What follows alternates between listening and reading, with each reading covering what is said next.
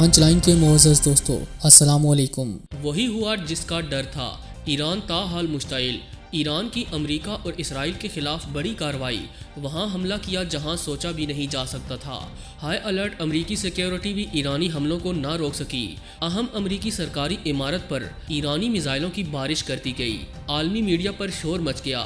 اسرائیل میں بھی security high alert, commandos تعینات کر دیے گئے۔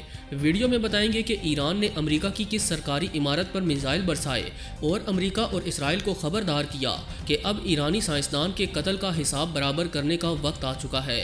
حالیہ حملے کے بعد ایران اسرائیل کے ساتھ کیا کھیل کھیلنے والا ہے، اس پر بھی بات چیت کی جائے گی۔ تاہم نئے شامل ہونے والے دوستوں سے التماس ہے کہ پانچ لائن کو سبسکرائب کر کے بیل نوٹیفیکیشن بھی آن کر لیں تاکہ آپ تک خطے کی اہم اور تازہ صورتحال بروقت پہنچ سکے۔ تو آئیے چلتے ہیں موضوع کے اصل حصے کی جانب۔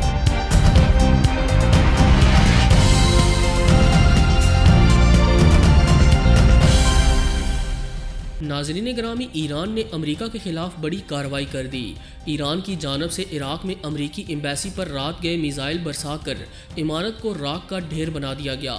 امریکی اور روسی میڈیا ان خبروں کی مکمل تصدیق کر چکا ہے۔ اس حملے کو امریکہ کی بہت بڑی ناکامی بتایا جا رہا ہے کیونکہ ایرانی سائنسدان کے قتل کے بعد سیکیورٹی ہائی الرٹ تھی، جس کے باوجود امریکہ ایران کا یہ حملہ روک نہ سکا۔ امریکی میڈیا کے مطابق بغداد میں امریکی ایمبیسی پر 8 راکٹ داغے گئے۔ ایران کی جانب سے اسرائیل اور امریکہ کو مزید حملوں کے لیے تیار رہنے کا کہہ دیا گیا ہے۔ حالیہ حملے کے بعد اب اسرائیل کی باری ہے۔ اسرائیل میں ہر ایک سرکاری عمارت پر کمانڈوز تعینات کر دیے گئے۔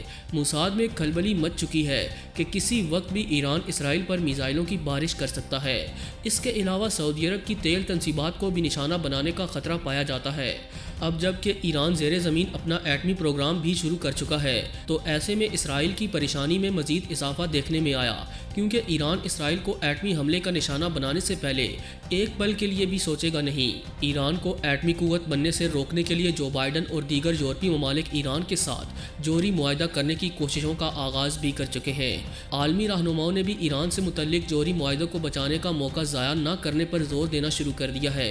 ایران کے جوہری پروگرام سے متعلق 2015 کے معاہدے کو زندہ رکھنے کی کوشش کرنے والے ممالک نے اس بات پر اتفاق کیا کہ جو بائیڈن انتظامیہ کے تحت معاہدے میں امریکی واپسی کے امکان کو مثبت طور پر حل کیا جائے۔ رپورٹس کے مطابق جرمنی کے وزیر خارجہ نے ایران پر زور دیا کہ وہ اس موقع کو ضائع نہ کرے جو اسے آخری ونڈو کہتے ہیں۔ دوستو، معاہدے کے بارے میں فریقین کے درمیان وزرائے خارجہ کی سطح پر ورچوئل اجلاس امریکہ کے ایران پر دباؤ اور تہران کے معاہدے کی خلاف ورزی کے تنازع کے 1 سال بعد سامنے آیا۔ دیگر ممالک جن میں جرمنی، فرانس، برطانیہ، چین اور روس جنہوں نے ایران کے ساتھ معاہدے پر دستخط کیے تھے، وہ 2018 میں امریکہ کے یک طرفہ معاہدے کو ختم کرنے کے بعد اسے ٹوٹنے سے روکنے کی کوششیں کر رہے ہیں۔ تینوں یورپی قوتوں نے امید ظاہر کی کہ واشنگٹن میں انتظامیہ کی تبدیلی کے ساتھ ہی امریکہ کو اس معاہدے میں واپس لایا جا سکتا ہے، جس کا مقصد ایران کو ایٹمی بم بنانے سے روکنا ہے، جس کے بارے میں تہران کا کہنا ہے کہ وہ ایسا نہیں کرنا چاہتا۔ نئے آنے والے امریکی صدر جو بائیڈن نے کہا کہ وہ امید کرتے ہیں کہ امریکہ اس معاہدے میں واپس آئے گا جس پر مذاکرات اس وقت کیے گئے تھے جب وہ نائب صدر تھے۔ اس میں مزید پیچیدگیاں یہاں پیدا ہوئیں کہ اب ایران اس معاہدے میں طے شدہ بیشتر بڑی پابندیوں کی خلاف ورزی کر رہا ہے، جس میں اجازت دی گئی یورینیم کی افزودگی کی بحالی بھی شامل ہے۔ اجلاس کے بعد جاری ایک مشترکہ بیان میں کہا گیا کہ اس معاہدے کے شرکاء جو JCPOA کے نام سے جانے جاتے ہیں، انہوں نے معاہدے کو برقرار رکھنے کے لیے اپنے عزم پر ایک بار پھر زور دیا اور اس حقیقت پر تبادلہ خیال کیا کہ JCPOA کا مکمل نفاذ سب کے لیے اہم ہے۔ بیان میں کہا گیا کہ اس معاہدے میں امریکہ کی واپسی کے امکان کو تسلیم کیا جا سکتا ہے اور مشترکہ کوشش میں اسے حل کرنے کے لیے تیار ہونے کے عزم کا اظہار بھی کیا گیا۔ جرمن وزیر خارجہ کا کہنا تھا کہ آج ہم ایک چوراہے پر کھڑے ہیں۔ اس معاہدے کی بقیہ دوسری صورت کے حوالے سے آنے والے ہفتے اور مہینے اہم ہوں گے۔ اجلاس میں شرکت کرنے والے برطانوی سیکرٹری خارجہ ڈومینک راب نے ٹویٹ کیا کہ میں نے یہ بات بالکل واضح کر دی کہ ایران کو اپنے جوہری پروگرام میں حالیہ اعلان کردہ توسیع پر عمل درآمد نہیں کرنا چاہیے۔ ایسا کرنے سے پیش رفت کے مواقع کو نقصان پہنچے گا جو 2021 میں سامنے آنے کی امید ہے۔ ناظرین گرامی، ایرانی جنرل قاسم سلیمانی اور پھر ایرانی سائنسدان سلطان کے قتل نے اب حالات مزید کشیدہ کر دیے ہیں۔ ایران کے رہنما جو قاسم سلیمانی کی ہلاکت پر بہت پریشان تھے، انہوں نے وہ سب کیا جو اس ہلاکت کے رد عمل کے طور پر کر سکتے تھے۔ ایران رد عمل کے طور پر امریکی ٹارگٹس کو نشانہ بنانا چاہتا تھا اور یہ اس کی خواہش بھی تھی کہ پیغام واضح ہو، اس لیے انہوں نے اپنے ملک کی حدود سے امریکی ٹارگٹس پر میزائلز داغے۔ ایران کے ان اقدامات کے حوالے سے عملی اور سیاسی رکاوٹیں تھیں۔ ایران بہت جلد جواب یا رد عمل دینا چاہتا تھا، مگر ایرانی اقدامات غیر متوازن تھے اور ان کا مقصد مکمل جنگ کی شروعات کرنا نہیں تھا۔ جیسا کہ ایران کی حکومت کے بہت سے ترجمان کہہ چکے ہیں کہ یہ معاملہ ابھی ختم نہیں ہوا۔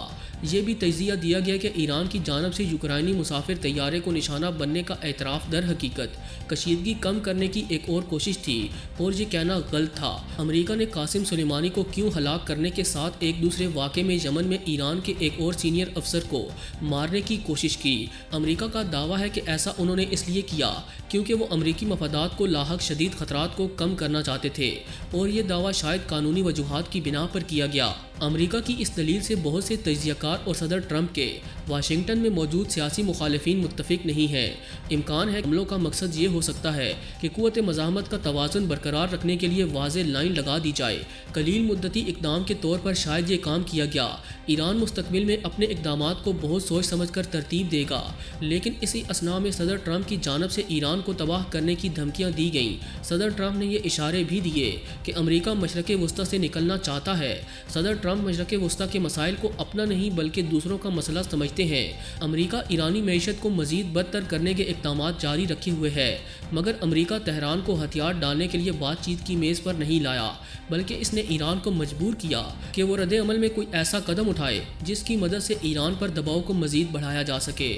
دوستوں، ماہرین کے مطابق امریکہ ایران پر دباؤ بڑھانا بھی چاہتا ہے، مگر اس کے وسائل میں کمی بھی لانا چاہتا ہے۔ شاید یہ دونوں کام اکٹھے نہ کر سکے۔ ایران کی معیشت تنزلی کا شکار ہے اور اس کے بہت سے شہری اس پر ناخوش بھی ہیں، مگر ایران میں انقلابی راج ہے۔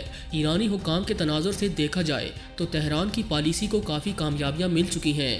ایران شام میں صدر بشار الاسد کی حکومت کو بچانے اور اس کے ذریعے اسرائیل کے خلاف ایک اور محاذ کھولنے میں کامیاب رہا، جبکہ عراق پر ایران کا خاطر خواہ اثر و رسوخ موجود ہے۔ سعودی عرب نے بھی ایران سے بات چیت کا آغاز کرنے کے لیے نچلی سطح پر کوششیں جاری رکھی ہوئی ہیں۔ ترکی اپنی پالیسی پر رواں دواں ہے اور روس کے ساتھ نئے تعلقات استوار کر رہا ہے، جبکہ ایران بھی روس کے قریب ہو چکا ہے۔ ایسا لگتا ہے کہ صرف اسرائیل اور امریکہ یہ سمجھتے ہیں کہ قاسم سلیمانی اور فخری زادے کی ہلاکت امریکہ کی خطے میں ایک نئی انگیجمنٹ ہے، لیکن اسرائیل اور امریکہ کو شاید اسے مایوسی ہو کیونکہ ایران آنے والے دنوں میں بڑے اقدامات کرنے جا رہا ہے۔ پوری امید ہے کہ آج کی یہ ویڈیو آپ کو بے حد پسند آئی ہوگی۔ ویڈیو پسند آنے کی صورت میں اسے لائک کرتے ہوئے دیگر دوستوں سے شیئر کریں اور ہمارے چینل کو سبسکرائب کرنا ہرگز نہ بھولیں۔ آج ویڈیو میں بس اتنا ہی۔ اگلی ویڈیو تک کے لیے اللہ نگہبان۔